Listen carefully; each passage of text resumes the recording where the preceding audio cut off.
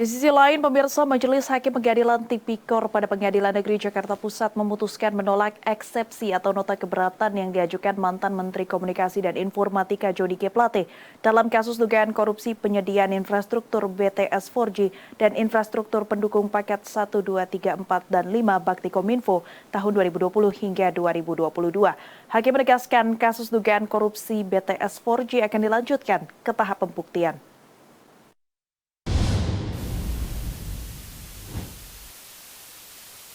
Majelis Hakim menolak seluruh nota keberatan dari tim kuasa hukum terdakwa mantan Menkominfo Johnny G. Plate atas dugaan kasus korupsi penyediaan infrastruktur BTS 4G dan Baktikominfo.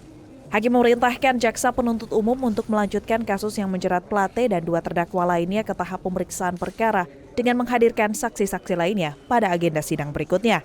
Diperintahkan kepada penuntut umum melanjutkan pemeriksaan perkara ini. Menimbang bahwa oleh karena pemeriksaan perkara ini dilanjutkan, maka pembebanan biaya perkara ditangguhkan sampai pada putusan.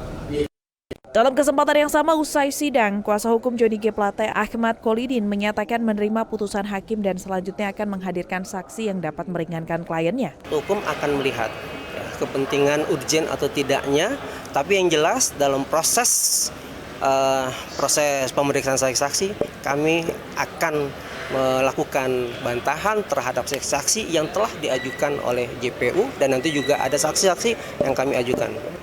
Ya. Sementara itu, Hakim menilai surat dakwaan yang disusun tim jaksa penuntut umum dan dibacakan pada Selasa 27 Juni 2023 sudah sesuai dengan memenuhi unsur cermat, jelas dan lengkap berkaitan dengan pemaparan dugaan pidana yang dilanjutkan politikus Nasdem itu. Hakim juga menilai surat dakwaan memenuhi syarat formil dan material sesuai dengan pasal 143 ayat 2 huruf A dan B KUHAP. Atas dasar itu, Hakim memerintahkan agar sidang dilanjutkan dengan pemeriksaan saksi. Dari Jakarta, Wita Huta Galung, Sebastian Pascal, Nusantara TV melaporkan.